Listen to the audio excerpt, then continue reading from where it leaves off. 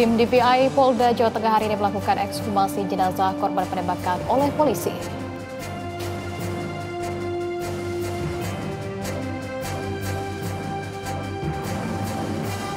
Tiga hari pasca bencana longsor, jalur Medan Brastagi menuju Kabupaten Karo belum juga bisa dilalui kendaraan umum.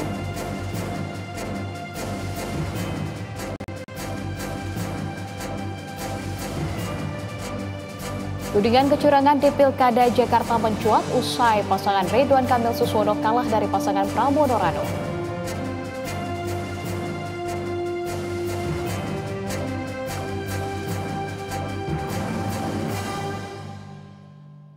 Halo selamat sore pemirsa, Anda menyaksikan berita 1 sore. Selain informasi utama tadi, kami juga akan menyajikan beragam informasi menarik yang terjadi sepanjang hari ini. Kami pun akan menghadirkan perbincangan yang menjadi top news berita 1 sore hari ini. Bersama saya Anissa Fauzia, inilah berita 1 sore selengkapnya di BTV, televisi paling terhibur.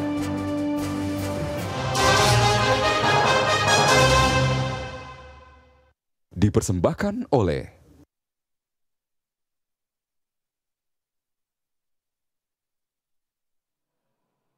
Kita ke informasi yang pertama pemirsa, 3 hari pasca bencana longsor jalur Medan Brastagi menuju Kabupaten Karo belum juga bisa dilalui untuk umum. Tim SAR gabungan masih melakukan upaya pencarian korban dan melakukan pembukaan jalur dengan membersihkan material longsor.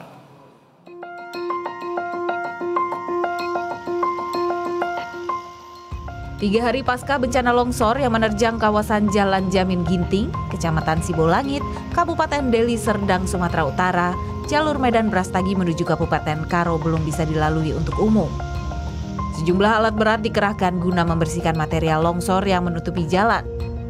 Upaya ini dilakukan untuk mempercepat jalur Medan Brastagi menuju Kabupaten Karo dapat segera dilalui. Hingga Jumat siang, jalan hanya bisa dilalui oleh kendaraan roda 2 dan mobil untuk para petugas dan belum bisa dilalui kendaraan untuk umum. Sementara itu, tim SAR gabungan yang terdiri dari Basarnas, TNI, dan Polri masih melakukan upaya pencarian korban yang dikabarkan hilang.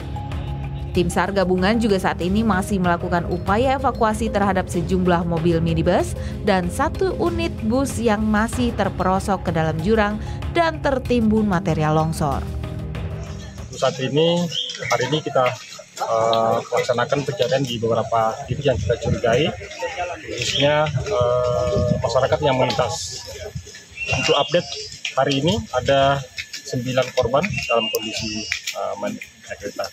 Ya, mudah-mudahan korban tidak bertambah lagi. Mustari juga menyebut hingga saat ini tim SAR gabungan telah berhasil menemukan dan mengevakuasi 9 orang korban dalam kondisi meninggal. Belum diketahui pasti kapan jalur Medan Brastagi ini dapat dilalui oleh kendaraan umum. Sementara proses evakuasi material longsor masih akan dilakukan hingga 10 hari ke depan. Panji Satrio, BTV, Deli Serdang, Sumatera Utara. Dan selanjutnya pemirsa, kita akan memantau bagaimana kondisi terkini di lokasi longsor yang melanda Kecamatan Sibolangit, Deli Serdang, Sumatera Utara. Sudah ada kontributor BTV Panji Satrio yang siap dengan laporannya. Panji, bagaimana kondisi terkini di lokasi Anda melaporkan? Jalur mana saja yang lumpuh akibat longsor ini, Panji? Baik, Anissa dan juga pemirsa BTV Rima dapat laporkan. Benar sekali, saya saat ini sedang berada di kawasan Desa Sembahi, Kecamatan Sibolangit, Kabupaten Deli Serdang, Sumatera Utara. Tempat di mana beberapa waktu lalu telah terjadi musibah bencana longsor di kawasan ini, begitu, Anissa. Dan saat ini tugas dari PU, Dinas PU sendiri telah mengerahkan sejumlah alat berat untuk melakukan pembersihan material longsor di lokasi bencana longsor ini, begitu, Anissa. Dan tim SAR gabungan saat ini yang terdiri dari, tim SAR gabungan yang terdiri dari Basarnas, TNI, Polri, dan juga relawan dan pihak kecamatan Sibolangit tengah melakukan upaya evakuasi kendaraan dan juga korban yang dikabarkan hilang di kawasan ini, begitu, Anissa. Dan di belakang saya ini persisnya, Anissa, saat ini tim SAR gabungan tengah melakukan upaya pencarian yang mana menurut saksi mata salah satu korban saat kejadian tertimbun material longsoran di belakang persis di belakang saya ini. Begitu, Anissa. Oke, alat berat sudah diturunkan untuk membersihkan dari material longsor, begitupun juga dengan evakuasi dari para korban yang ada di sana. Nah, lantas bagaimana dengan situasi jalan? Apakah ini memang masih bisa dilewati? Kalau tidak, pemerintah setempat ini sudah melakukan membuka jalur begitu yang baru? Baik, Anissa, benar sekali. Saat ini kondisi jalan Medan Brastagi menuju Kabupaten Karo belum bisa dilintasi. Sampai saat ini hanya dilintasi kendaraan untuk petugas melakukan evakuasi, begitu, Anissa. Sementara pihak pemerintah sendiri dan pihak kepolisian bagi masyarakat yang ingin dari Medan menuju ke Tanah Karo dialihkan dari kawasan Binjai ataupun kawasan Kecamatan Kutalimbaru bisa menembus langsung ke Kecamatan Sibolangit yang berada di tepatnya di Kabupaten Karo, begitu, Anissa. Dan sampai saat ini kendaraan-kendaraan yang tertumpuk pun sudah dilakukan evakuasi dan pihak Satlantas Polrestabes Medan sendiri tengah berjaga-jaga di lokasi ujung titik yang mana lokasi ini mengalami longsor, begitu, untuk memberitahukan kepada masyarakat ataupun pengguna jalan yang ingin mau ke Tanah Karo agar memutar balik arah ke kawasan Jalan Kutalimbaru ataupun Jalan Kota Binjai, begitu, Anissa. Oke, baik, sudah dibuka jalur baru ataupun pengalihan jalur begitu, tapi kalau tadi Anda sampaikan bahwa ada korban juga yang sedang dievakuasi, sebetulnya datanya ada berapa korban di sana, Panji, terakhir? Ya, benar sekali, Anissa. Akibat musibah tanah longsor ini terdapat 9 korban jiwa yang telah ditemukan dan berhasil evakuasi. Dan saat ini petugas masih melakukan upaya pencarian yang dikabarkan ada 1 orang lagi yang dikabarkan hilang berada persis di belakang saya berada ini. Begitu, Anissa.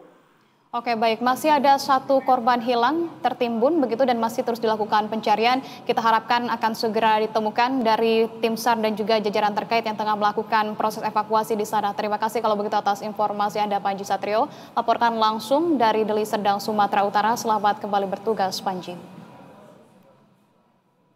Pemirsa, hari ini tim DVI Polda Jawa Tengah melakukan ekshumasi jenazah GRO korban penembakan oleh polisi. Ekshumasi dilakukan di TPU Bangunrejo, Desa Saradana, Kecamatan Karangmalan, Sragen, Jawa Tengah, Jumat siang tadi, pemirsa. Pembongkaran makam yang berlangsung sekitar 1 jam itu diawali dengan pembacaan doa agar prosesi ekshumasi berjalan lancar, sekaligus memudahkan petugas DVI Polda Jawa Tengah mendapatkan materi pemeriksaan yang diperlukan untuk mengungkap penyebab kematian korban. Lokasi ekshumasi tertutup kain terpal warna biru dan hijau tua. Area terluar dipasang garis polisi, warga sekitar tampak ramai untuk menyaksikan proses pembongkaran makam tersebut. Prosesnya berjalan dengan lancar. Dibongkar itu kagum nopo to, Mbak? Ada sekarang itu memang mereka meninggal ini menapa. Jadi barang buktinya apa ditembak itu ya? Kalau ditembak saya belum tahu, karena saya belum tahu. Baru mau diperiksa ini baru tahu saya, karena kan saya di sini. Nah, yang tahu kan ya di Semarang. Dan berikutnya, pemirsa, Polda Jawa Tengah melakukan ekshumasi atau penggalian kembali makam siswa SMK Negeri 4 Semarang yang tewas akibat ditembak oknum anggota Polrestabes Semarang. Kepolisian daerah Jawa Tengah melakukan ekshumasi atau penggalian kembali makam siswa SMK Negeri 4 Semarang yang tewas akibat ditembak oknum anggota Polrestabes Semarang. Langkah ekshumasi ini dilakukan untuk memperjelas penyebab kematian GRO, siswa SMKN Negeri 4 yang disebut-sebut mengikuti tawuran pada Minggu dini hari dan membuatnya tertembak oleh anggota Polrestabes Semarang yang tengah melintas. Ekshumasi dilakukan oleh Bitdokes Polda Jawa Tengah. Sementara itu, usai dimakamkan, Propam Polda Jawa Tengah langsung melakukan pemeriksaan terhadap Aibda R.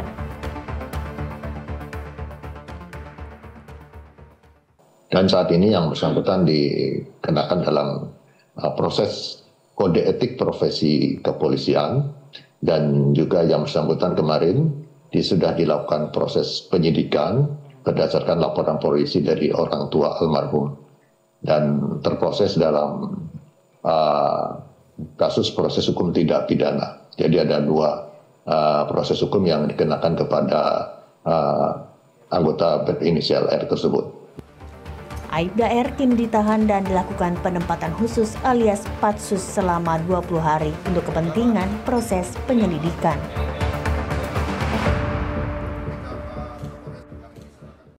Dan pemirsa, untuk menyelidiki penyebab kematian GRO, siswa SMK yang tewas ditembak polisi, proses ekshumasi terhadap makam korban pun dilakukan. Untuk mengetahui informasi lebih lanjut, pemirsa, sudah ada kontributor BTV Muhammad Iqbal yang akan melaporkan langsung dari Semarang, Jawa Tengah. Selamat sore Iqbal. Usai makam korban ini dibongkar, lalu bagaimana dengan proses penanganan jasad dari GRO saat ini, Iqbal? Ya, selamat sore pemirsa BTV. Saat ini saya di Polda Jawa Tengah. Tim DPI Polda Jawa Tengah melakukan ekshumasi terhadap jenazah Bama Rizky Nata Oktavanci, korban penembakan polisi Satreskrim Polrestabes Semarang di TPU Banguntejo, Desa Sarakan, Kecamatan Karangmalang, Sragen, Jawa Tengah. Dan doa dari pemuka agama mengawali pembongkaran makam yang sudah diforsil itu di makam setempat. Doa dipanjatkan agar proses ekshumasi berjalan lancar sekaligus memudahkan petugas DPI Polda Jawa Tengah mendapatkan materi pemeriksaan yang diperlukan untuk mengungkap penyebab kematian korban. Pembongkaran diawali mulai pukul 1 tadi, berlangsung 1 jam. Pembongkaran dilakukan dengan memecah porseling makam, baru kemudian jenazahnya dibuka dari kain kafan yang membungkusnya.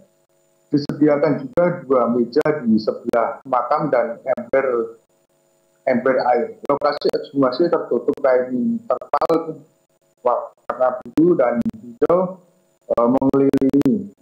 Warga sekitar dan polisi terlihat ramai di pemakaman kampung. Begitu. Ya, Iqbal, lantas selama dari proses ekshumasi ini, apakah ada respon juga dari pihak keluarga atas pembongkaran makam, Iqbal? Ya, baik. Dari kakek korban mengaku ikhlas dan jenazah tentunya diangkat dari makam untuk dilakukan otopsi lebih lanjut. Begitu.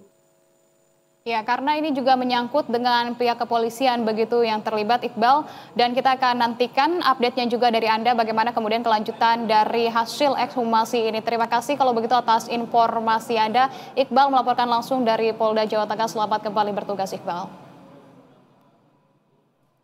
Ya, pemirsa, seorang siswa SMK di Kota Semarang, Jawa Tengah meninggal dengan luka tembak usai terlibat aksi tawuran. Luka tembak itu berasal dari senjata anggota polisi yang berupaya membubarkan aksi tawuran 2 kelompok. Siswa SMK Negeri 4 di Semarang tewas dengan luka tembak di tubuhnya usai diduga terlibat aksi tawuran pada Minggu dini hari. Korban terkena tembakan dari senjata anggota polisi yang tengah berupaya membubarkan aksi tawuran 2 kelompok. Penembakan ini pun dibenarkan oleh pihak kepolisian. Saat itu, anggotanya tengah melintas di daerah Gayam Sari seusai pulang dinas. Anggota itu kemudian bertemu dengan 2 kelompok yang saling serang alias tawuran. Ia pun berupaya untuk melerai dengan cara melepaskan tembakan peringatan.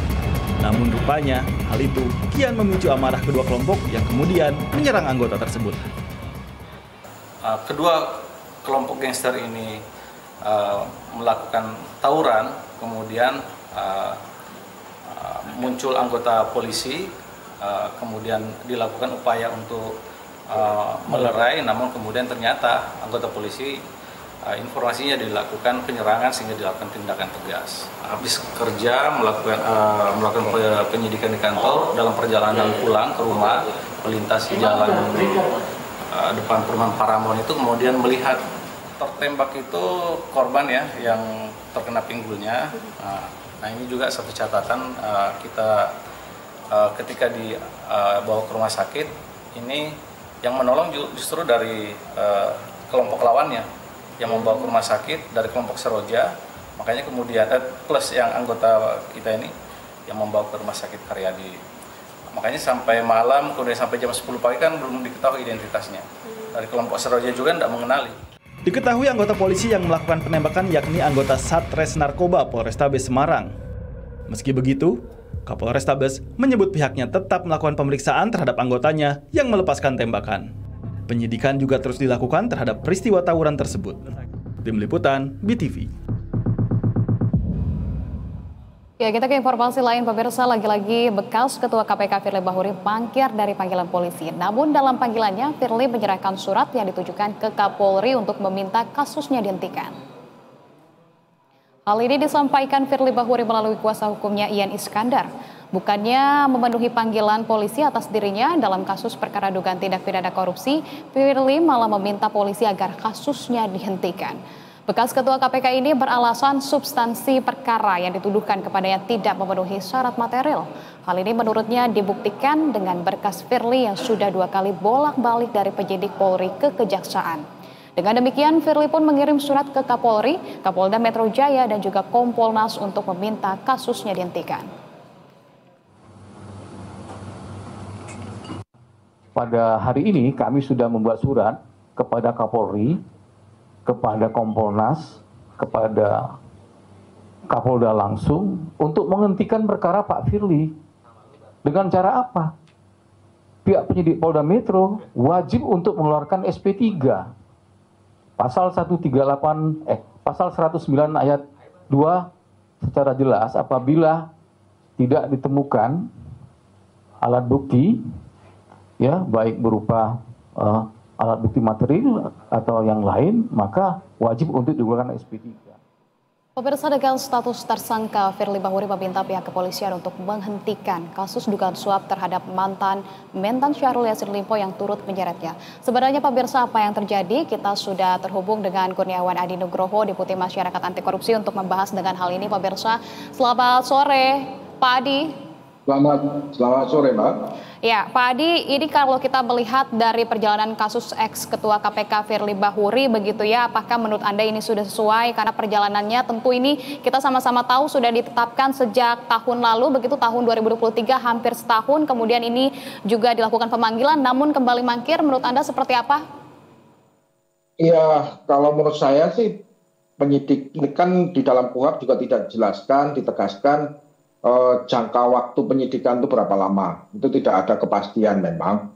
Tetapi apapun ceritanya, apapun alasannya, penyidik punya kewajiban untuk segera mendapatkan kepastian hukum. Apakah perkaranya, apakah tersangkanya bersalah atau tidak, itu harus segera mendapatkan kepastian.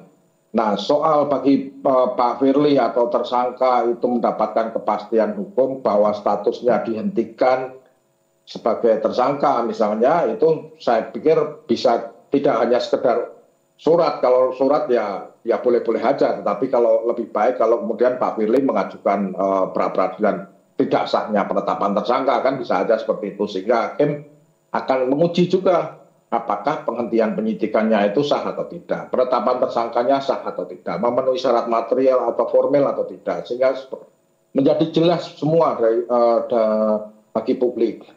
Kalau hanya sekedar surat dan kemudian tiba-tiba Pak Kapolri atau Kapolda atau penyidik lah itu kemudian mengeluarkan SP3, maka ada kewajiban bagi polisi untuk atau penyidik untuk bisa untuk menjelaskan pada publik kenapa dihentikan, kenapa ada perbedaan gitu loh, kenapa ada perbedaan penanganan, kenapa si A diteruskan, kenapa si B dihentikan. Jadi kalau menurut saya sih ini hanya soal teknis saja dari pihak penyidik yang kalau menurut saya sih terlalu lamban memang untuk segera menuntaskan perkara. Menuntaskan berkas-berkasnya, gitu aja sih sebenarnya. Ya, artinya ada permainan juga begitu ya dari pihak kepolisian. Bagaimana kemudian kalau Anda menilai tadi Anda sampaikan artinya dari kepastian hukum terlebih dahulu yang untuk ditetapkan kepada Firly begitu ya untuk kemudian dia juga mengindahkan dari proses pemanggilan oleh pihak kepolisian begitu. Tapi kalau Anda melihat dari Maki sendiri memang kalau untuk berkas-berkas kasus perkara yang disebutkan sudah 2 kali begitu dikembalikan dari penyidik dari Polri ke Kejaksaan. Anda melihatnya permasalahan dari berkas ini seperti apa dari Maki? Hanya soal teknis saja, tinggal melengkapi saja. Kalau saya melihatnya informasi yang kita dapatkan itu ya hanya soal-soal kecil lah begitu, tidak terlalu substansial. Jadi kalau misalnya memang mau diuji benar-benar ya silahkan ajuin pra peradilan seperti yang kasus Pak Tom Lembong kan diuji di pra peradilan. Nah, soal kemudian apakah bagaimana putusan hakim ya itu urusan nanti. Nah, tetapi kalau yang berkas bolak-balik ini jangankan cuma Pak Firly yang baru 2 kali di Jawa Tengah itu malah sampai 3-4 kali nggak masalah gitu loh. Jadi itu tidak menjadi alasan bahwa ini secara material tidak memenuhi syarat segala macam itu. Tidak. Ini hanya soal teknis saja karena mereka terlalu lamban dan justru membuka peluang untuk diserang. Baik karena ini ada korupsinya, ada suap gratifikasi, berarti ada korupsi di mana korbannya adalah negara atau masyarakat. Kemudian ada juga dia justru malah kelambanan ini justru juga membuka ruang untuk diserang dari pihak tersangka.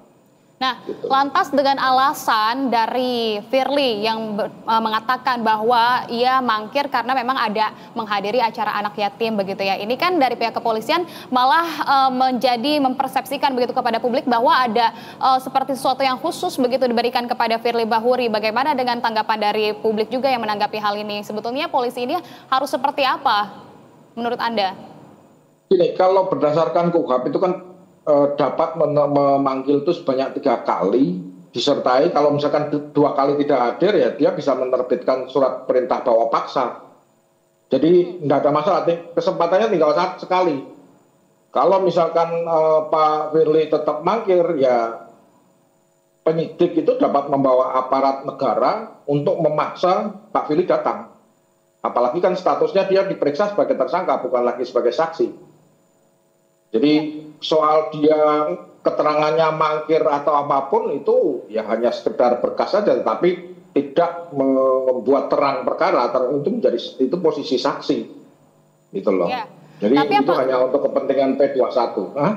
Iya, tapi apakah ini akan benar-benar bisa dilakukan oleh pihak kepolisian untuk melakukan penjemputan paksa terhadap Firly Bahuri, mengingat bahwa ia juga menjadi seorang petinggi jabatan di Polri, begitu sebelumnya bagaimana kemudian publik juga percaya bahwa polisi benar-benar serius menangani hal ini? Di saat kepolisian saat ini sedang disorot oleh publik terhadap kelakuannya, baik dari sisi politik ya, habis pilkada kemarin juga muncul suara-suara sumbang dari masyarakat, kemudian kemarin baru saja diberitakan soal penembakan di Semarang misalnya, ini kan polisi sedang disorot. Nah, saat ini adalah momentum membuktikan bahwa polisi dapat bertindak tegas terhadap pejabat negara yang eks-polisi. Kalau dulu zamannya Pak Susno Duaji yang perwira aktif saja bisa dijemput di bandara dan kemudian ditahan, apalagi terhadap Pak Firly yang sebenarnya sudah pensiun, baik dari KPK sudah pensiun, kemudian dari kepolisian juga sudah pensiun. Jadi sehingga seharusnya tidak ada hambatan psikologis bagi teman-teman penyidik untuk menerbitkan surat perintah bawa paksa, bahkan kalau perlu membawa aparat bersenjata boleh. Baik. Oke, baik, kalau begitu kita nantikan bagaimana pihak kepolisian ini juga dapat dengan serius begitu ya menangani kasus ini, Pak Adi. Begitu, kalau begitu terima kasih atas informasi Anda. Kurniawan Adi Nugroho, Deputi Masyarakat Anti Korupsi. Selamat sore, salam sehat selalu Pak Adi. Selamat sore, terima kasih. Ya pemirsa, sebelumnya mantan Ketua KPK Firly Bahuri kembali mangkir dari panggilan pemeriksaan polisi terkait dengan kasus dugaan pemerasan terhadap ex-Menteri Pertanian Syahrul Yassin Limpo. Ini adalah kedua kalinya Firly mangkir dari pemeriksaan polisi. Kabid Humas Polda Metro Jaya Kombes Ade Arisyam Indradi menjelaskan ketidakhadiran Firly dikonfirmasi langsung oleh pihak kuasa hukum Ian Iskandar. Menanggapi ketidakhadiran Firly pada pemanggilan kedua, polisi akan melakukan konsolidasi untuk menentukan langkah selanjutnya terhadap kasus ini. Panggilan pemeriksaan pada 28 November 2024 merupakan panggilan kedua untuk Firly. Diketahui Firly Bahuri telah ditetapkan sebagai tersangka atas dugaan tindak pidana korupsi berupa pemerasan pada 22 November tahun 2023. Firly diduga memeras Syahrul saat menangani kasus dugaan korupsi di Kementerian Pertanian. Tapi berkas perkara ini belum kunjung dituntaskan oleh penyidik kepolisian. Untuk tersangka FB yang sedianya telah dikirimkan panggilan beberapa waktu yang lalu untuk dilakukan pemeriksaan hari ini, hari Kamis, yang sedianya dijadwalkan jam 10 WIB di gedung lantai 6 Bareskrim Polri. Kemudian melalui kuasa hukumnya, tersangka FB melalui kuasa hukumnya sekitar pukul 10:54 WIB itu menginformasikan kepada penyidik bahwa tersangka FD tidak hadir memenuhi panggilan penyidik pada hari ini. Selanjutnya saat ini penyidik terus melakukan konsolidasi untuk menentukan langkah-langkah lanjut terkait ini.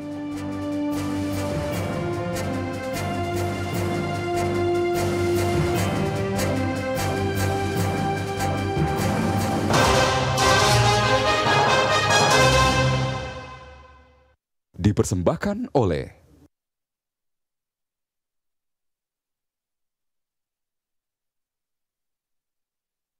dengan dedikasi dan komitmen tinggi menghasilkan produk yang berkualitas dan aman serta memiliki presisi ketebalan teruji kualitas dengan standarisasi. Kami bangga membangun Indonesia lebih baik. Kencana, ahlinya Bajaringan. Dengan dedikasi dan komitmen tinggi menghasilkan produk yang berkualitas dan aman serta memiliki presisi ketebalan teruji kualitas dengan standarisasi. Kami bangga membangun Indonesia lebih baik. Kencana, ahlinya Bajaringan. Dalam bisnis, ruang gerak adalah segalanya. BNI Direct hadir memberikan solusi. Satu platform digital terintegrasi dengan beragam pilihan solusi finansial untuk membawa bisnis Anda melompat lebih tinggi. BNI Direct, directing your business to new heights. Dengan dedikasi dan komitmen tinggi menghasilkan produk yang berkualitas dan aman serta memiliki presisi ketebalan teruji kualitas dengan standarisasi. Kami bangga membangun Indonesia lebih baik. Kencana, ahlinya Bajaringan. Aku lihat ke sini ya, hatiku adem. Coba masuk ke belakang. Asam lambung naik. Jadi pas lagi ajang pencarian bakat, itu aku kena mental karena baru pertama kali aku ngerasain kayak orang nge-hate lewat online gitu.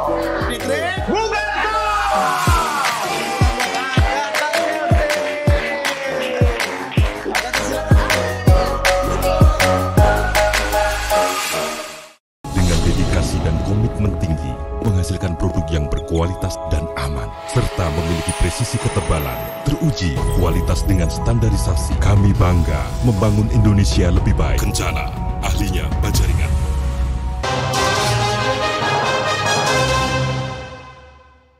Dipersembahkan oleh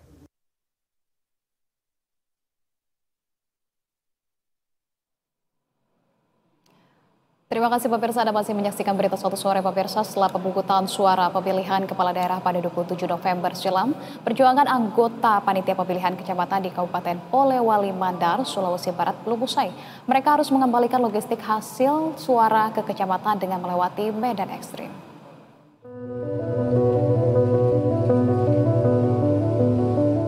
Anggota panitia pemilihan kecamatan bersama Panwas dan petugas keamanan TNI Polri di Kecamatan Tutar, Polewali Mandar, Sulawesi Barat harus berjuang keras untuk membawa logistik hasil suara Pilkada 2024. Logistik dibawa dari desa-desa menuju ke kecamatan.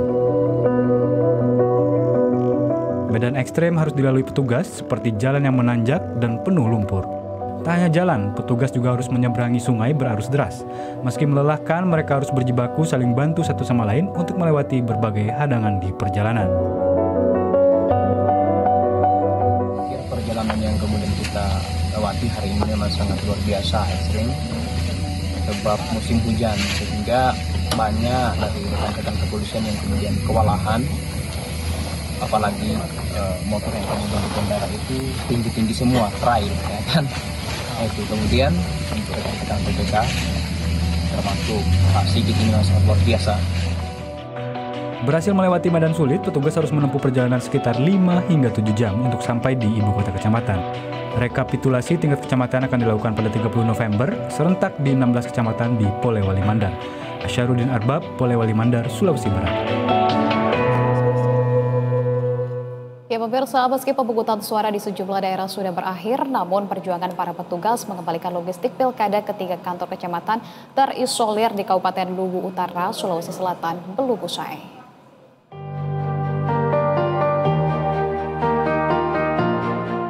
Pemilihan kepala daerah bukan hanya tentang hari pencoblosan, bukan sekedar pesta demokrasi di bilik suara, tetapi juga perjuangan panjang, terlebih bagi para petugas gabungan dari KPPS dan TNI Polri untuk mengembalikan logistik pilkada serentak menuju 3 kantor kecamatan terisolir di Kabupaten Luwu Utara, Sulawesi Selatan. Pengembalian logistik pilkada serentak ini dipenuhi dengan berbagai tantangan. Mereka harus berjalan kaki, menyeberangi derasnya arus sungai, sambil menggendong kotak suara hasil pleno terbungkus terpal secara bergantian. Setibanya di perkampungan, kotak logistik kembali harus diangkut lagi menuju 3 kantor kecamatan terisolir, yakni Kecamatan Seko, Rampi, dan Limbong, dengan melalui medan menanjak dan berlumpur di tengah hutan belantara. Alhamdulillah untuk logistik pilkada yang berada di Kecamatan Seko dan Limbong, informasi yang kami terima dari rekan-rekan Bajasa dan Lapangan sudah ada di kecamatan, kantor kecamatan Limbong maupun Seko. Untuk hambatannya, kita semua tahu bahwa di Kecamatan Seko untuk sepeda yang kita lalui jalan berlumpur, termasuk ada sungai, dan saat ini kan kita juga memasuki musim hujan.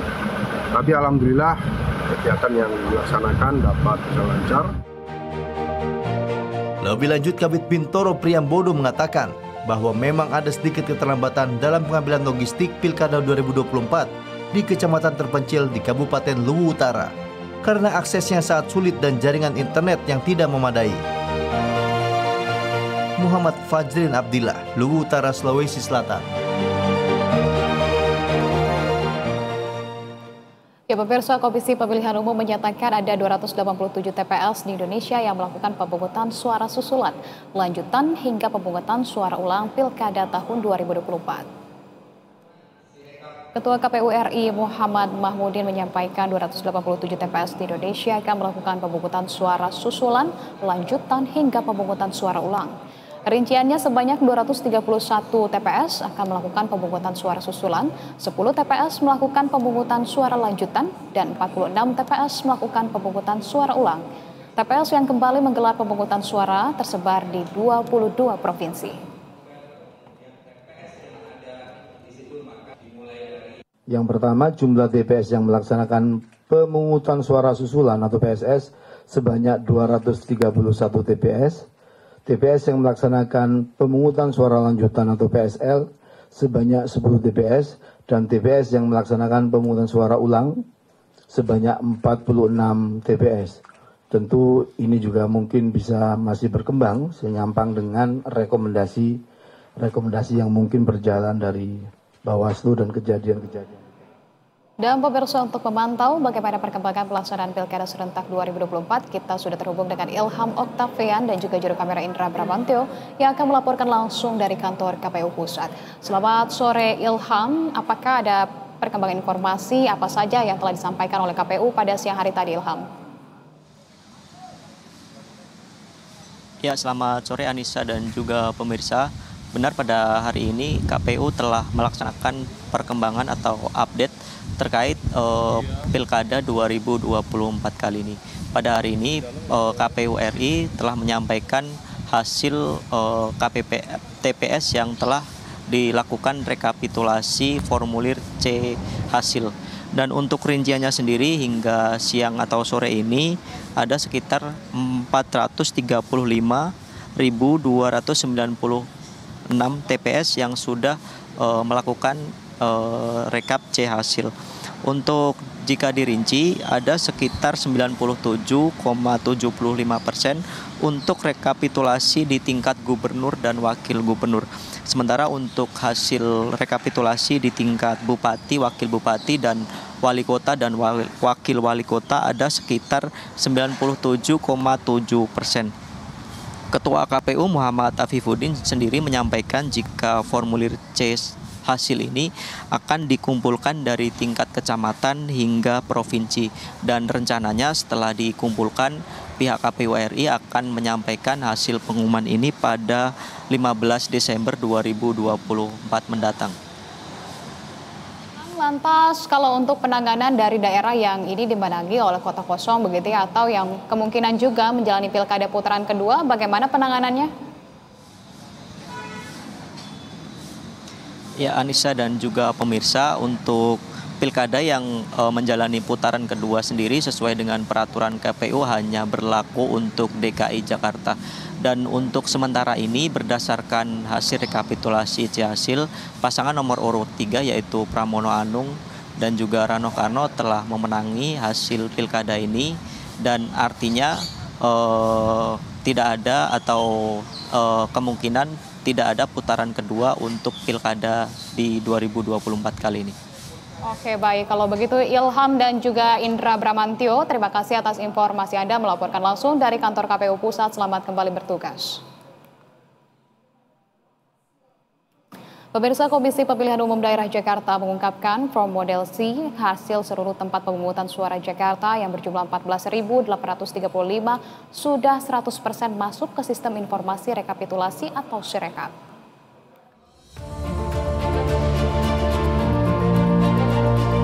Komisi Pemilihan Umum Daerah Jakarta telah menuntaskan input form pemilih model C ke dalam sistem informasi rekapitulasi atau Sirekap.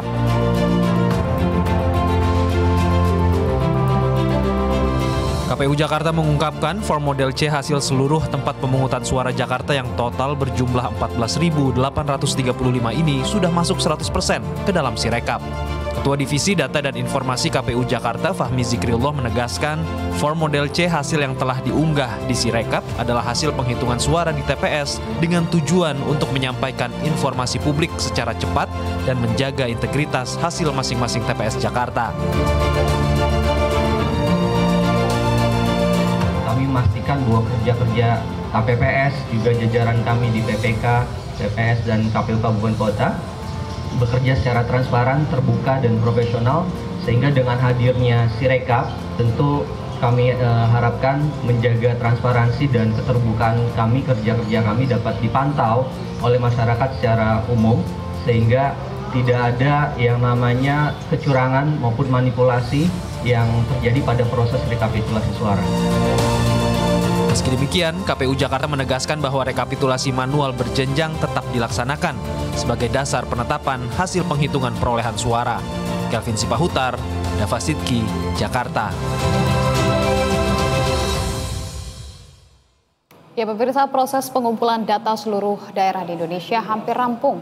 Lalu bagaimana evaluasi dari pihak Bawaslu terkait dengan pilkada serentak tahun ini? Sudah terhubung bersama kami anggota Bawaslu Loli Suhenti. Selamat sore, Ibu Loli.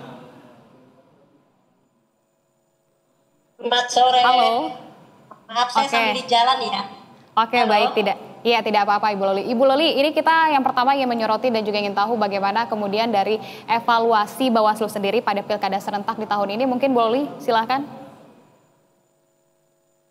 Iya, kalau pelaksanaan pilkada ini memang meninggalkan sejumlah catatan ya, misalnya dari hasil pengawasannya Bawaslu, misalnya terdapat beberapa peristiwa yang itu pada konteks hari pemungutan suara jika tidak diambil tindakan cepat maka akan berdampak panjang. Misalnya saja pada proses di mana pemungutan suara itu harus dihentikan, ditunda sementara karena faktor cuaca.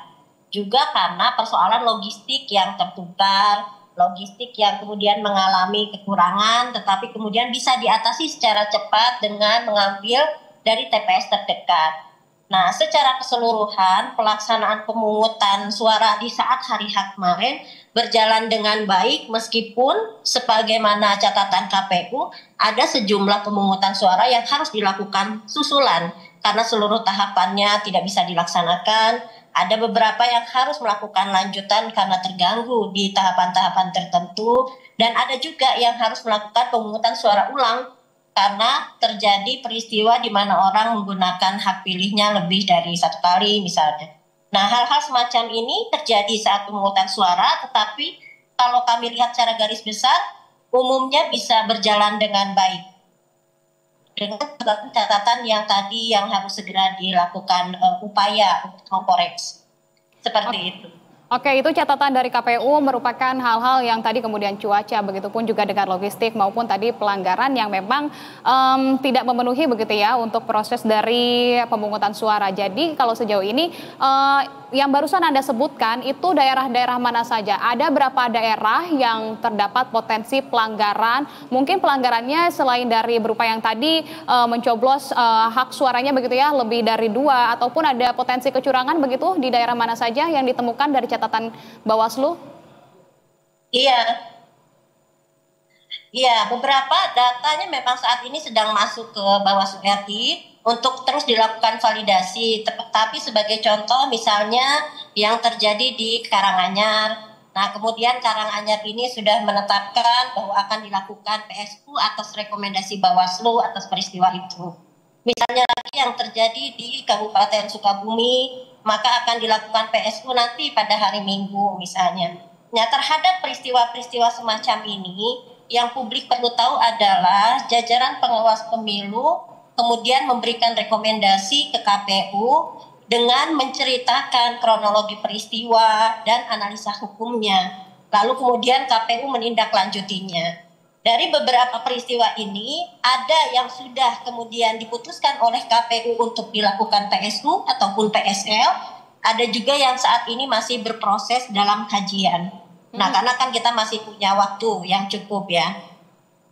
Ya, nah tadi yang Anda sebutkan ini tidak termasuk juga dengan Jakarta begitu ya, belum disebutkan oleh Anda juga. Tapi kan ini sedang ramai juga bahwa ada salah satu begitu yang diduga melakukan kecurangan. Apakah hal ini juga laporannya sudah masuk ke Bawaslu atau mungkin daerah lainnya? Dan jika nantinya harus menjalani putaran kedua, ini seperti apa? Dan apakah jika terbukti apa sanksi yang akan dikenakan?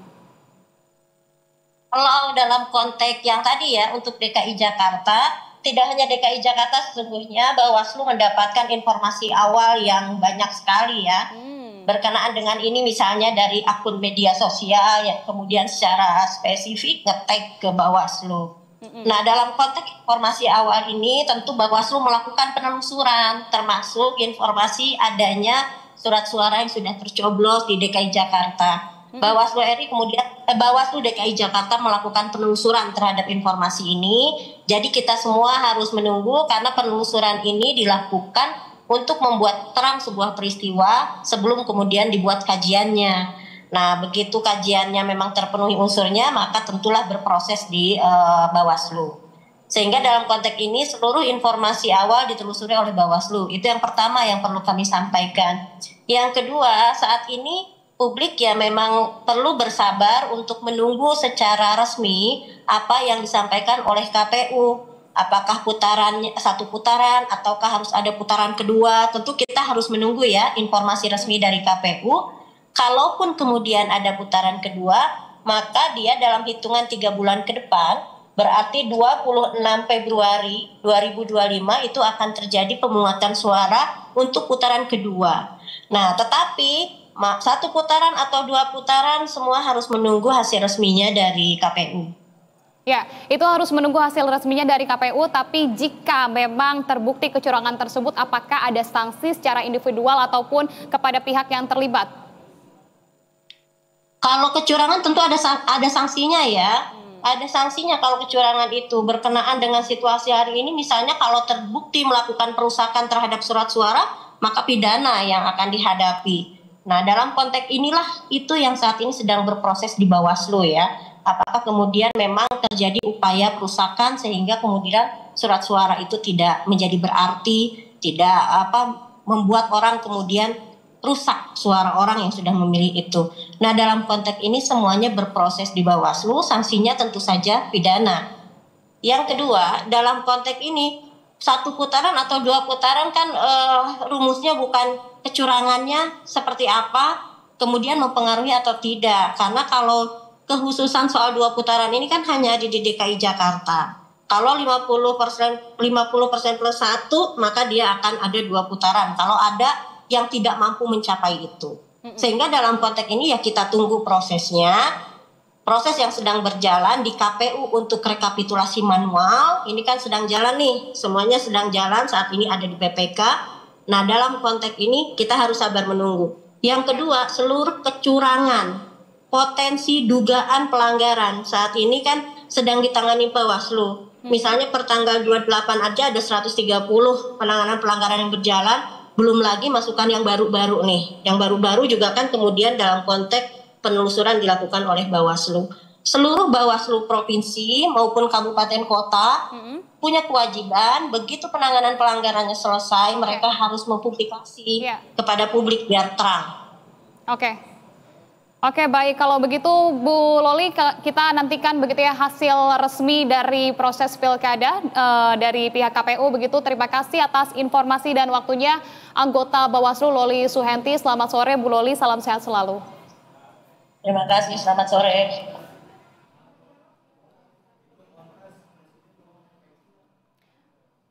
Ya pemirsa, tudingan kecurangan di Pilkada Jakarta mencuat usai pasangan Ridwan Kamil Suswono kalah dari pasangan Pramono Rano versi hitung cepat dari sejumlah lembaga survei. Tudingan ini pun dianggapi santai oleh kubu Pramono Rano.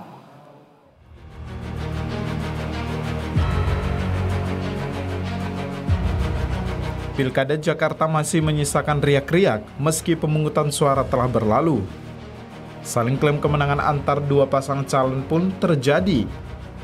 Kubu pasangan calon gubernur dan wakil gubernur nomor urut 1 Ridwan Kamil Suswono menuding ada kecurangan yang dilakukan kubu lawan saat pemungutan suara. Ketua Tim Pemenangan Ridwan Kamil Suswono, Ahmad Riza Patria, mengungkapkan pihaknya menerima sejumlah temuan terkait dugaan kecurangan, mulai dari praktik atau politik uang hingga penyaluran sembako. Bahwa telah terjadi adanya money politik dan juga adanya penyebaran sembako dalam rangka mempengaruhi. Dan ternyata dugaan kami betul, dan di beberapa tempat termasuk di Pulau Seribu kemarin telah ditemukan banyak sekali sembako yang siap edar. Inilah salah satu faktor yang mencederai proses pilkada di DKI Jakarta. Ternyata masih ada yang menggunakan dengan cara-cara yang curang. Kubu paslon Ridho pun meminta agar penyelenggara pemilu ini dapat mengusut adanya dugaan kecurangan ini. Namun hal ini langsung dibantah oleh calon gubernur nomor urut 3 Pramono Anung. Usai mendeklarasikan kemenangan Pilgub Jakarta dengan 1 putaran, Pramono menjawab tudingan kecurangan itu dengan mempersilahkan melapor ke Bawaslu jika memiliki bukti. Dugaan kecurangan dan sebagainya ya kalau ini kan ranahnya di Bawaslu, kemudian nanti kalau memang ini silakan ya silakan. Seperti diketahui dari hasil hitung cepat atau quick count sejumlah lembaga resmi, perolehan suara Ridwan Kamil Suswono kalah dari pasangan Pramono Anung Rano Karno di Pilgub Jakarta. Tim Liputan BTV. Dan pemirsa, proses perhitungan suara hingga kini masih dimatangkan KPU, namun klaim dugaan kecurangan bermunculan bahkan sampai ada sayembara bagi warga yang bisa mengumpulkan buktinya. Lantas apakah kecurangan di Pilgub Jakarta benar adanya atau hanya mengada-ngada? Kita akan membahasnya dengan pengamat politik Agung Baskoro, kemudian juga jubir tim pemenangan dari Pramono Rano Iwan Tarigan, dan juga jubir tim pemenangan RK Susono dengan Mas Mustafa Faruk. Selamat sore Bapak-Bapak sekalian. Selamat sore. Oke, baik. Terima kasih sebelumnya sudah berkenan bergabung bersama kami di Berita Sore, Bapak-Bapak sekalian. Dan saya pertama akan menyapa ke Mas Agung Baskoro terlebih dahulu. Mas Agung, ini kan kalau dari tayangan sebelumnya disampaikan bahwa ada dugaan kecurangan. Kemudian juga sudah menggembar-gemborkan sayembara begitu ya, hadiah senilai 10 juta rupiah bagi yang bisa masyarakat mengumpulkan bukti-buktinya. Kalau dari... Kita akan tanya dulu ke tim RK Susono begitu ya, ke jubir RK Susono, Bang Faruk. Jadi gimana update pengumpulan data ataupun bukti kecurangan di Jakarta sampai dengan membuat sayembara yang tadi saya sampaikan?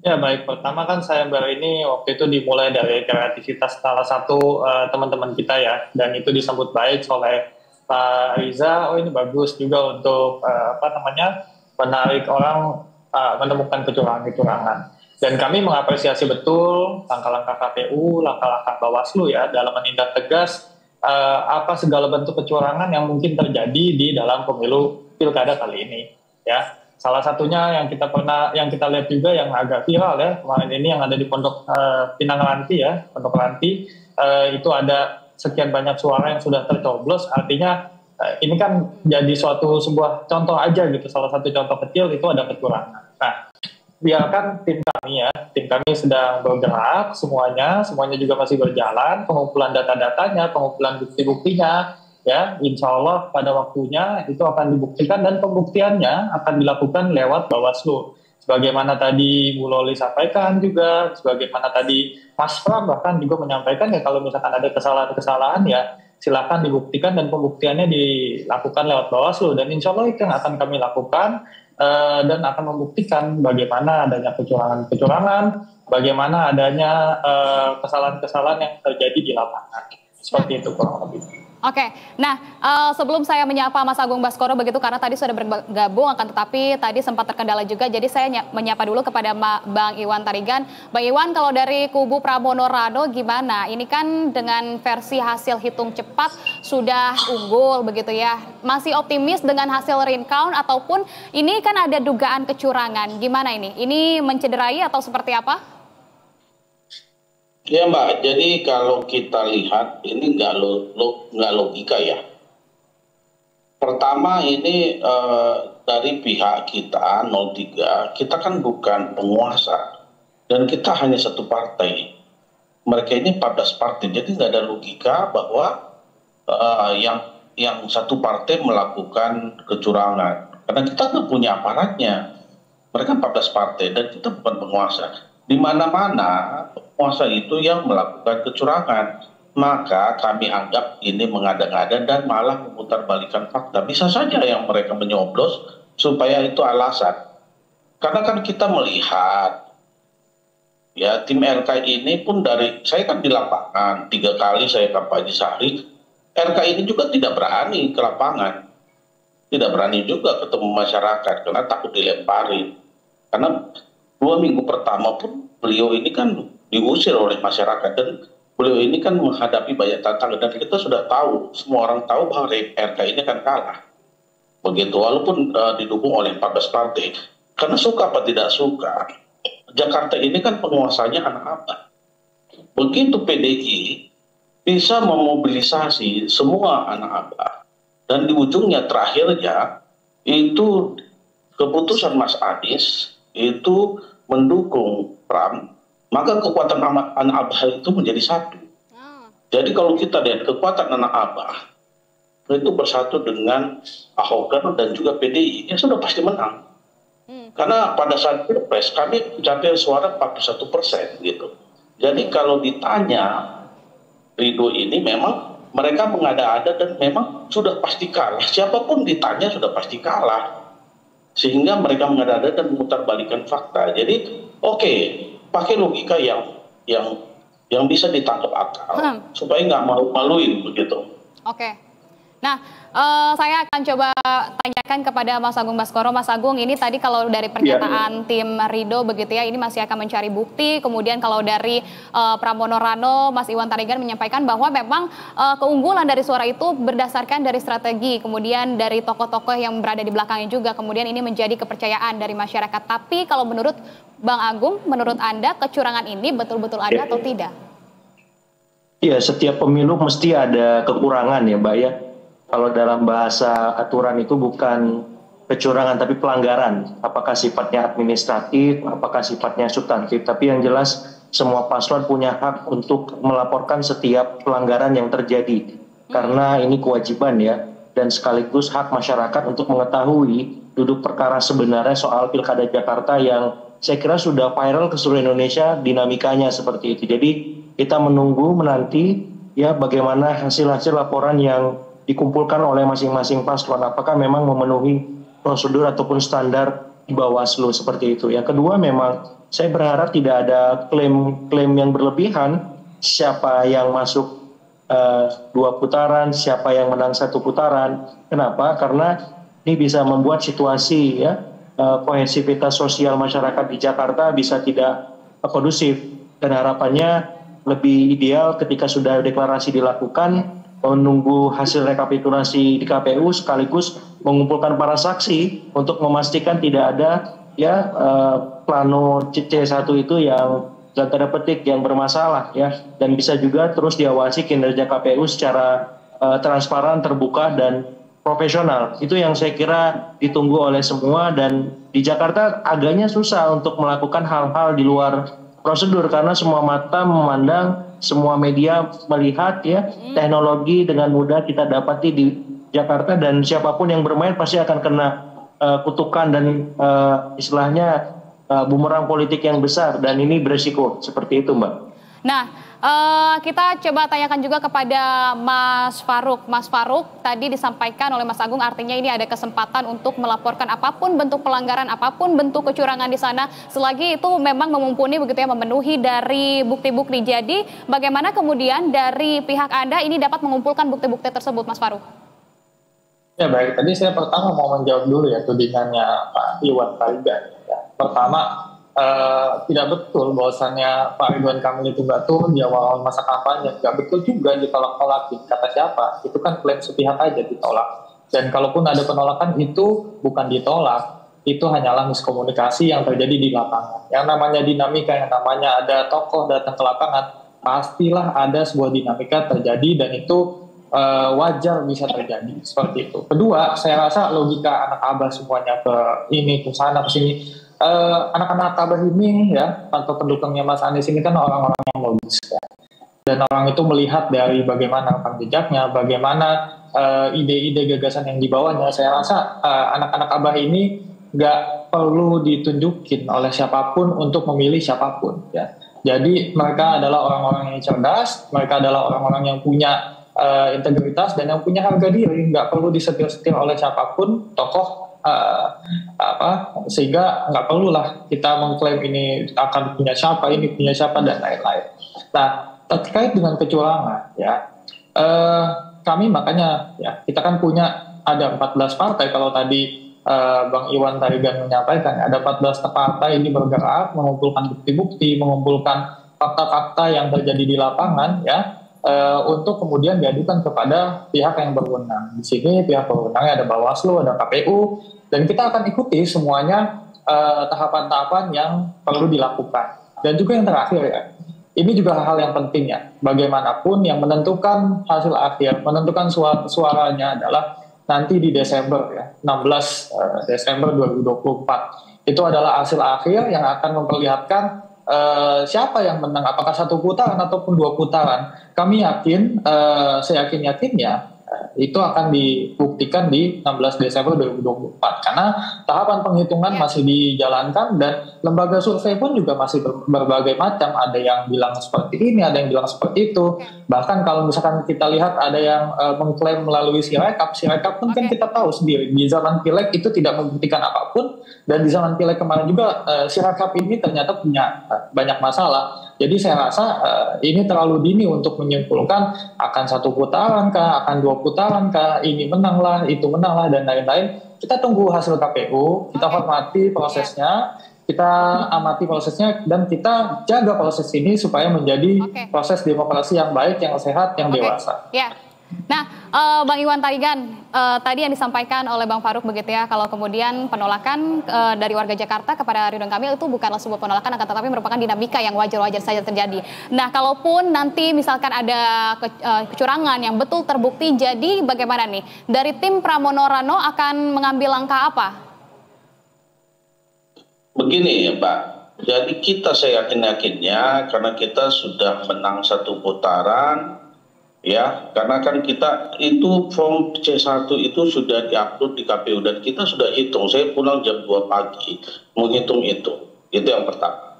Jadi karena kenapa kita sangat yakin, karena kita hitung manual, walaupun belum dihitung manual oleh KPU, kita sudah hitung manual karena kita punya saksi dan dicocokkan dengan Sirekap. Jadi kita bukan totally hanya melihat Sirekap. Ya, itu yang pertama. Kemudian kalau ada keberatan, ya pasti itu nanti di Bawaslu kita serahkan. Jadi jangan membuat berita yang mengada-ada. Kenapa saya bilang mengada-ada? Kalau memang punya bukti, itu juga buktinya, bukan buat sayembara.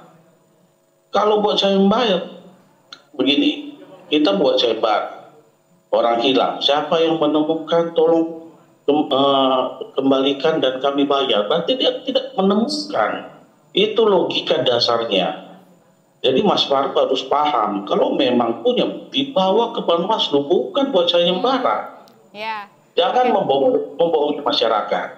Dan kalau katakan tadi tidak ada penolakan, sebelum saya pindah, sebelum saya memutuskan di tim Pram itu, saya di tim Ridho itu sekitar 2 minggu. Dan di tim intinya, dan saya tahu permasalahan itu, jadi jangan membohongi masyarakat. Saya tahu betul.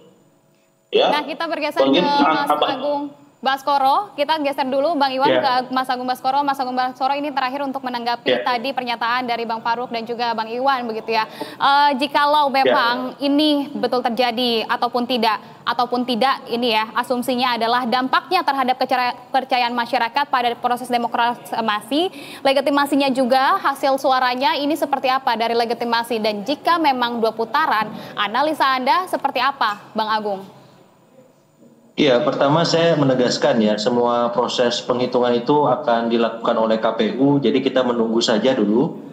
Dan sambil mengawal itu kita harus pastikan setiap paslon saksi-saksinya memang punya ya C1 plano yang memang sesuai dengan hasil rekapitulasi yang didapatkan ketika pemilihan ataupun setelah hari pemilihan. Itu penting, setiap saksi memegang itu karena itu yang akan dibawa sebagai bukti ke Bawaslu atau nanti ke MK seperti itu. Yang kedua, saya kira ketika terjadi 1 putaran jelas tidak ada dinamika. Ketika terjadi 2 putaran ini yang menarik karena memang belum ada pola yang jelas ya siapa yang akan menang. Kita tahu di masa 2012 itu ada Pak Jokowi yang menang walaupun secara konsisten menangnya. Tapi di periode 2017 itu ada Anies Baswedan ya yang di putaran pertama dia kalah, kemudian bisa mengakumulasi suara kubu AHY sehingga dia bisa menang di putaran kedua. Artinya apa?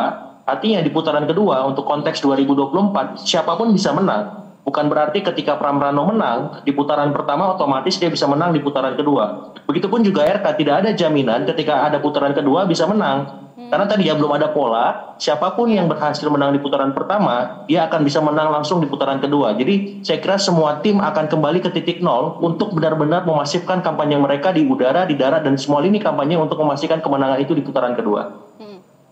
Oke, baik. Kalau begitu kita nantikan tentunya bagaimana hasilnya adalah dari KPU RI begitu ya. Dan kalau begitu terima kasih Bapak-Bapak sekalian atas informasi dan juga pandangan Bapak-Bapak sekalian dan juga waktunya telah bergabung bersama kami di Berita Satu Sore. Salam sehat selalu. Terima kasih.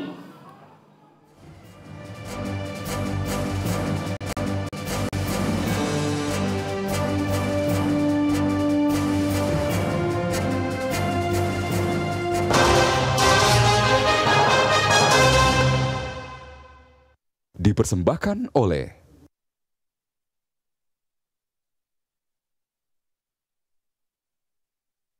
dengan dedikasi dan komitmen tinggi menghasilkan produk yang berkualitas serta memiliki presisi ketebalan, teruji kualitas dengan standarisasi. Kami bangga membangun Indonesia lebih baik. Kencana, ahlinya Bajaringan. Dengan dedikasi dan komitmen tinggi, menghasilkan produk yang berkualitas dan aman, serta memiliki presisi ketebalan, teruji kualitas dengan standarisasi. Kami bangga membangun Indonesia lebih baik. Kencana, ahlinya Bajaringan. Seringnya kita melihat masa depan kejauhan, padahal masa depan itu ada di depan mata kita. Inovasi yang terdepan, tercepat, meninggalkan yang lainnya. Inovasi itu ada di HP kamu, di aplikasi kami. Livin by Mandiri, inovasi Beyond Super App yang mengedepankan semua kebutuhanmu. Dari transaksi harian, hunian, hingga hiburan. Temukan masa depan perbankanmu di Livin by Mandiri Beyond Super App. Dengan dedikasi dan komitmen tinggi, menghasilkan produk yang berkualitas dan aman, serta memiliki presisi ketebalan, teruji kualitas dengan standarisasi. Kami bangga membangun Indonesia lebih baik. Kencana, ahlinya Bajaringan. Setiap manusia punya cerita sedih. Ini sulit sekali, tahun ini tuh sulit. Senang, hingga menakjubkan. Terdorongnya mereka lebih semangat, ya kita juga harus lebih semangat. Menjadi inspirasi untuk kita semua. Saksikan cerita manusia hanya di PTV, televisi paling menghibur. Dengan dedikasi dan komitmen tinggi, menghasilkan produk yang berkualitas dan aman, serta memiliki presisi ketebalan, teruji kualitas dengan standarisasi. Kami bangga membangun Indonesia lebih baik. Kencana, ahlinya Bajaringan.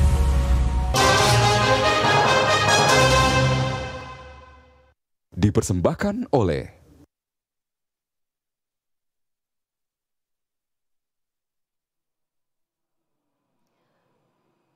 Ya, masih di berita satu sore pemirsa, Presiden Prabowo Subianto menangis saat berpidato di hadapan para guru dalam acara puncak peringatan Hari Guru Nasional.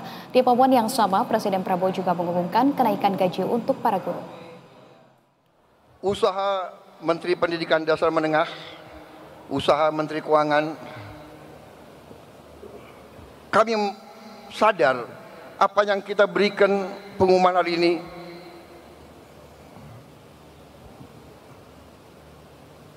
belum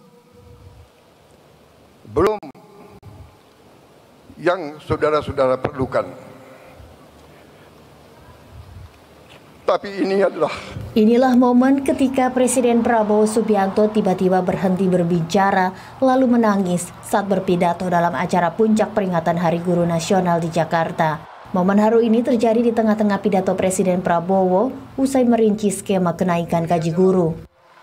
Upaya kami dan ini akan kami upayakan terus. Momen berkesan lainnya terjadi saat Presiden Prabowo meminta para menteri yang hadir untuk menghibur para guru. Permintaan Prabowo kemudian disambut oleh beberapa menteri yang naik ke atas panggung dan menyanyikan lagu himne guru. Terpujilah wahai engkau, Ibu Bapak Guru. Namamu akan selalu hidup dalam sanubariku.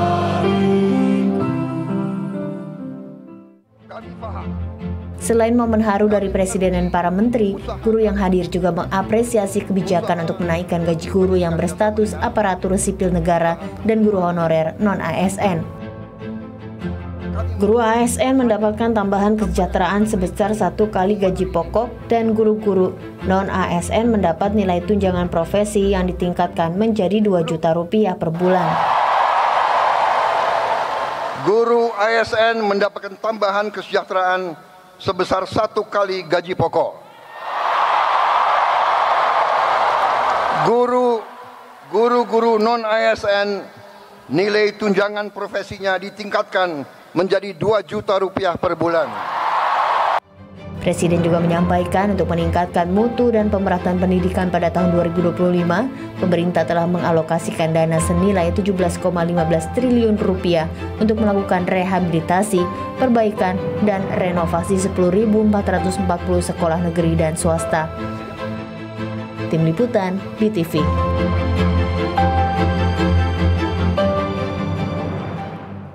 Ya pemirsa, dalam peringatan puncak Hari Guru Nasional, Presiden Prabowo Subianto juga memberikan apresiasi kepada guru yang hebat. Dua guru yang diberikan apresiasi adalah guru matematika Melan Ahmad yang dijuluki Mbah Guru, kemudian kepada guru SD Negeri Kayumpia, Sigi, Sulawesi Tengah, Kuswanto. Kedua guru ini diberikan laptop hingga uang 100 juta rupiah oleh Presiden Prabowo Subianto.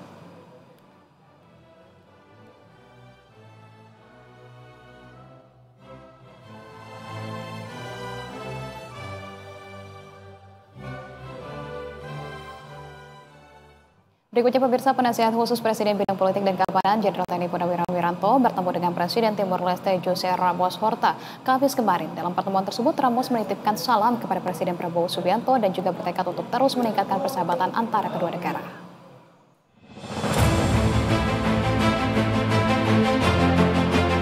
Penasihat khusus Presiden Bidang Politik dan Keamanan Jenderal TNI Purnawirawan Wiranto bertemu dengan Presiden Timor Leste Jose Ramos Horta Kamis kemarin. Pertemuan digelar usai menghadiri upacara kemerdekaan Timor Leste di Okuse, Timor Leste. Dalam pertemuan tersebut, Wiranto mengatakan Ramos sangat berterima kasih kepada Indonesia. Presiden Timor Leste juga menitipkan salam kepada Presiden Prabowo Subianto dan bertekad untuk terus meningkatkan persahabatan antar kedua bangsa. Kedua tokoh tersebut bertemu di salah satu rumah kenegaraan Timor Leste. Mereka saling bercerita tentang sejarah dan kenangan masa lampau.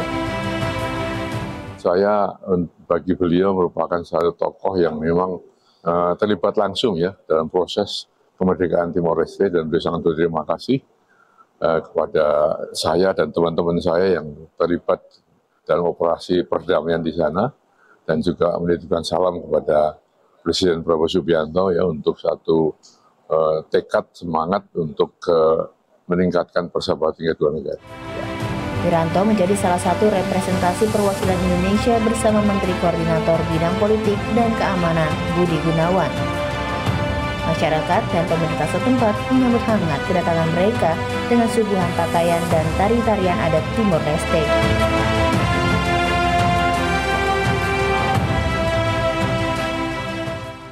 Pemirsa, Menteri Perumahan dan Kawasan Permukiman Marwarar Sirait mengadakan sayembara untuk menangkap salah satu buronan Komisi Pemberantasan Korupsi Harun Masiku dengan imbalan sebesar 8 miliar rupiah.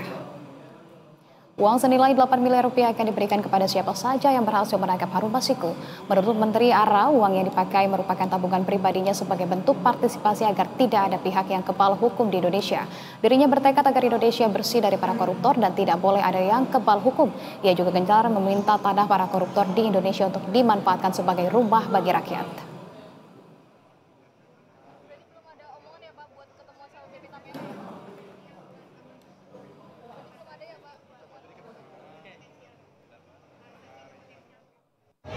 Nggak boleh ada orang yang kebal hukum di negara ini, ya, karena sudah lama-lama nggak ada perkembangannya.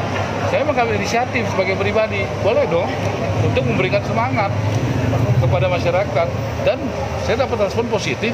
Jadi banyak yang semangat, ya, untuk bisa memberikan informasi, mencari itu Harun Masiku. Orang itu hebat sekali sih, berapa tahun nggak ketemu, nggak ada jejaknya. Nah, dengan sekarang kan isu ini terbuka lagi, hangat lagi. Tentu wartawan juga bisa cari bantuan, bisa dapat 8M loh kalau bisa nangkap ya. Begitu. Apa salahnya saya memberikan itu? Ya kan partisipasi publik.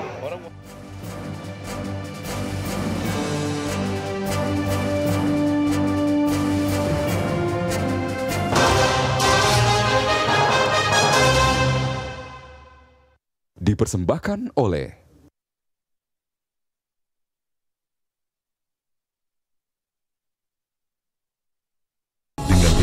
dan komitmen tinggi, menghasilkan produk yang berkualitas dan aman, serta memiliki presisi ketebalan, teruji kualitas dengan standarisasi. Kami bangga membangun Indonesia lebih baik. Kencana, ahlinya Bajaringan.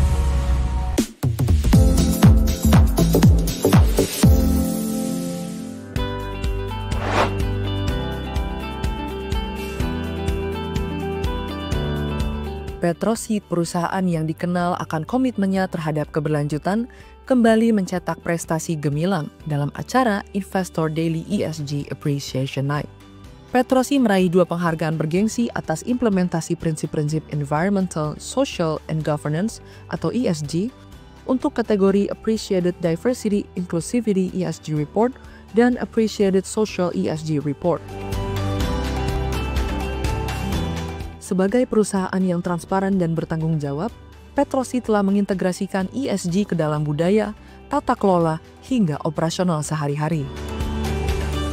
Sejak tahun 2010, Petrosi konsisten merilis Sustainability Report yang mencatat kinerja lingkungan, sosial, dan tata kelola secara menyeluruh.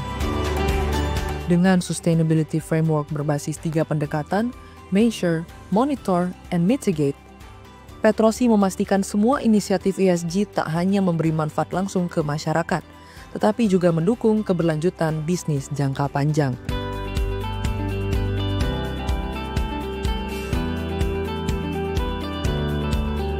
Penghargaan ini menjadi bukti nyata komitmen Petrosi terhadap keberagaman dan dampak sosial. Dalam menjaga keberlanjutan, Petrosi terus berinovasi dengan memanfaatkan teknologi terkini seperti Minerva Digital Platform. Petrosi mendorong produktivitas dan efisiensi biaya, budaya keselamatan kerja, continuous improvement, dan fokus pada kualitas layanan di sektor pertambangan, serta EPC menjadi pilar utama.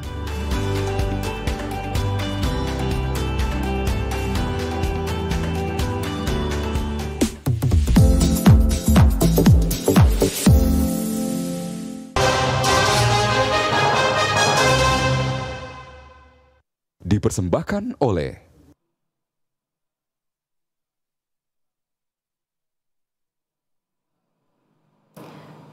Ya pemirsa, dalam segmen ini kami hadirkan sorotan berita suatu sore terkait dengan tarif pajak penambahan nilai jadi 12% yang akan dipadu oleh rekan saya Suza Utapea. Informasi ini sekaligus menjadi penutup jumpa kita di program Berita Satu Sore hari ini pemirsa. Saya Anissa Fauzia bersama seluruh kru yang bertugas mengucapkan terima kasih atas kebersamaan Anda dan jangan lupa untuk ikuti juga seluruh akun media sosial kami baik di Instagram, di X maupun di YouTube. Jaga kesehatan pemirsa, tetap semangat BTV Televisi Paling Terhibur.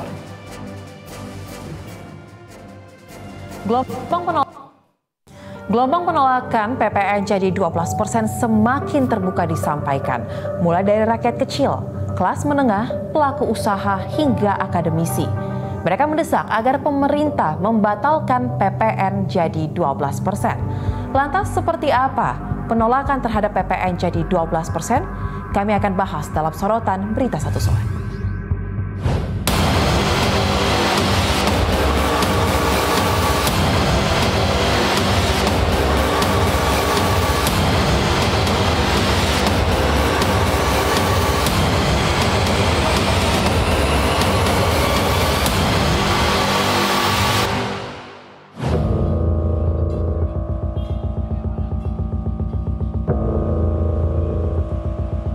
Kebijakan pajak pertambahan nilai jadi 12% banyak ditentang. PPN 12% bakal menambah tekanan daya beli masyarakat yang saat ini sudah lemah. Apalagi selama ini mesin pertumbuhan ekonomi adalah konsumsi rumah tangga yang menyumbangkan produk domestik bruto 50% lebih. Tak hanya konsumsi rumah tangga, namun juga memengaruhi sektor manufaktur. Sebagai simulasi, misalnya harga jual handphone sebelum pajak sebesar 5 juta rupiah. Jika PPN 11%, maka besarannya 5 juta rupiah kali 11% sama dengan 550 ribu rupiah. Harga handphone menjadi 5.550.000 rupiah. Saat besaran PPN 12% dikali 5 juta rupiah sama dengan 600 ribu rupiah. Harga handphone menjadi 5.600.000 rupiah. Tarif PPN dari 11% ke 12% menyebabkan kenaikan harga sebesar 50.000 rupiah.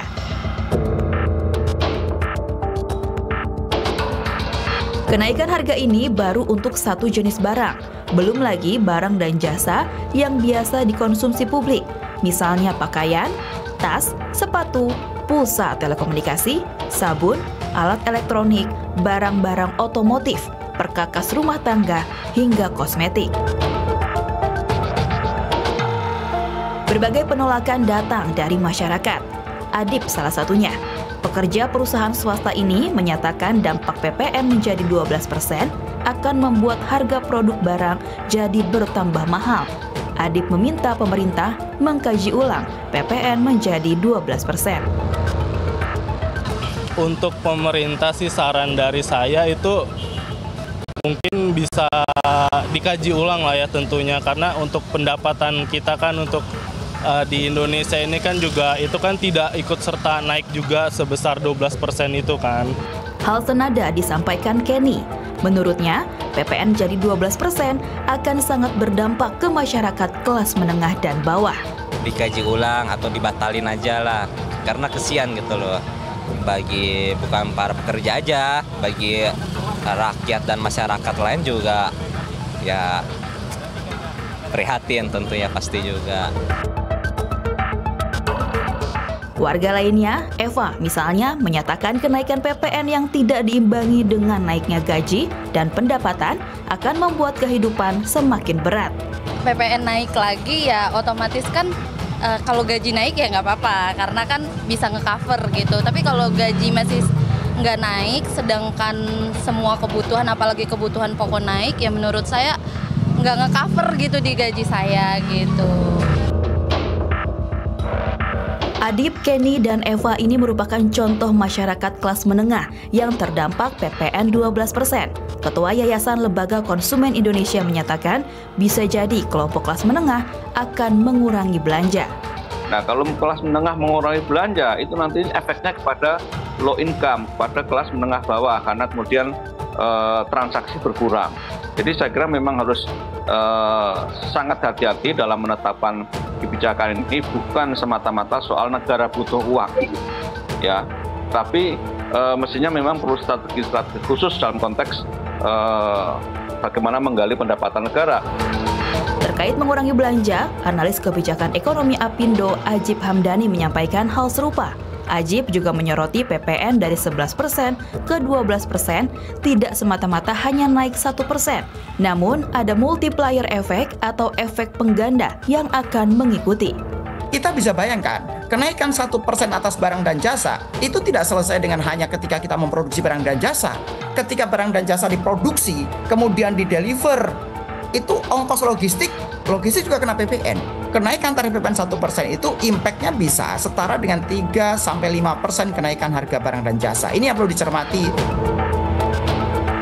Pada akhirnya, selain berdampak ke masyarakat, PPN 12% dinilai akan memberikan efek domino kepada semua sektor bisnis.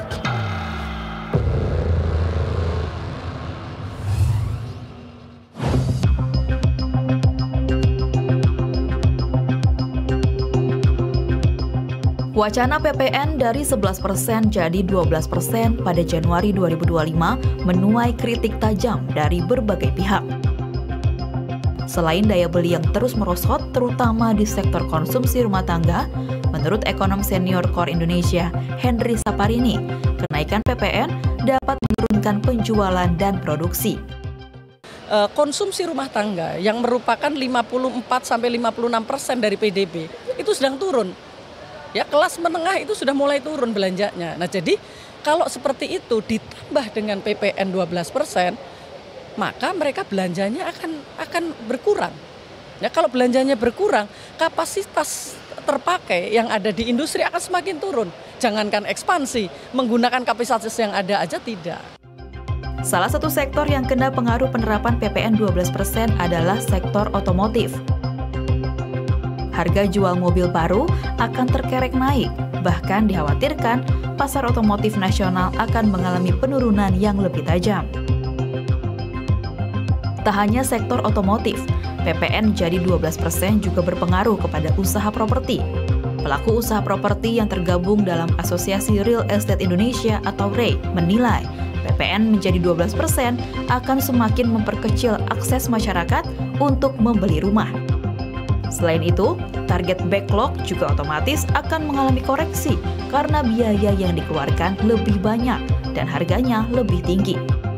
Terlebih, daya beli masyarakat terhadap produk properti belum bertumbuh. Nantinya pada saatnya taruhlah itu memang diberlakukan, maka pastinya akan sangat berdampak terhadap daya beli masyarakat, terhadap biaya untuk pembangunan. Juga kita harus tahu bahwa sektor perumahan ini adalah merupakan sektor padat karya di mana backbone-nya atau industri ikutannya adalah 185 industri. Artinya 185 industri nanti ini akan juga mendapatkan dampak itu, sehingga output-nya berupa bahan bangunan yang digunakan untuk perumahan pasti ada kenaikan. Oleh sebab itu, pelaku usaha properti berharap pemerintah, dalam hal ini Kementerian Keuangan, bisa secara bijak melihat sinkronisasi antar regulasi.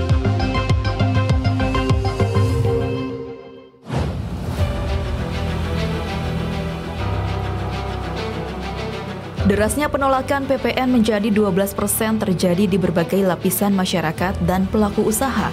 Belakangan, Ketua Dewan Ekonomi Nasional, Luhut Binsar Panjaitan, mengatakan bahwa pemberlakuan PPN 12% pada 1 Januari 2025 akan diundur.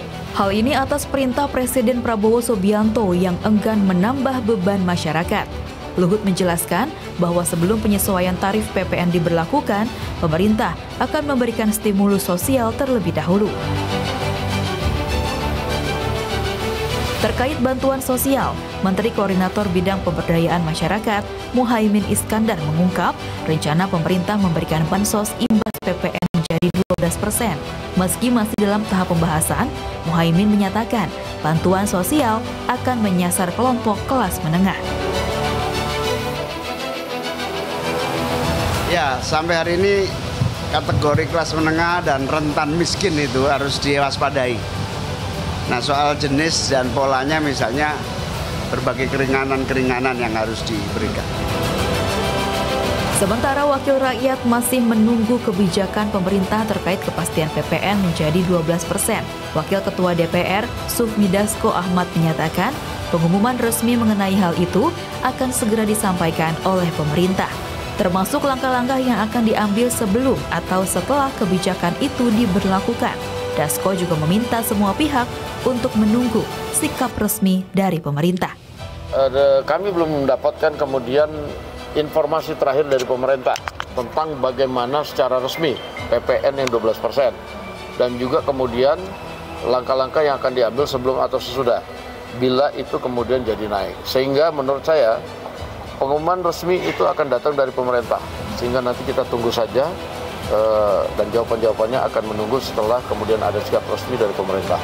Direktur Eksekutif Institute for Development of Economics and Finance atau INDEF, Esther Sri Astuti menyatakan ada sejumlah opsi meningkatkan penerimaan negara tanpa perlu membebani ekonomi masyarakat dengan kenaikan pajak. Menurut Esther, pemerintah dapat meningkatkan penerimaan negara dengan melakukan perluasan basis pajak dan menjaring wajib pajak baru. Pemerintah jika ingin meningkatkan penerimaan negara maka bisa melakukan perluasan tax base ya.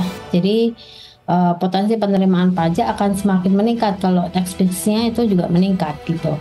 Nah, yang kedua, untuk bisa meningkatkan penerimaan negara, maka menurut saya itu wajib pajak baru itu bisa digali gitu ya.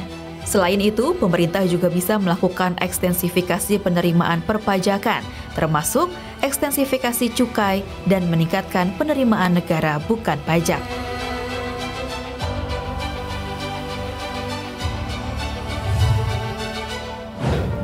Dorongan agar PPN 12% ditinjau ulang bahkan dibatalkan terjadi karena beberapa faktor.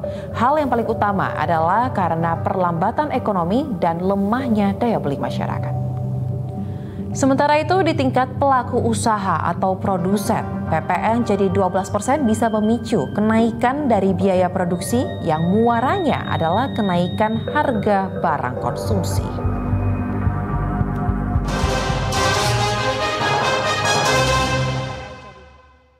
Dipersembahkan oleh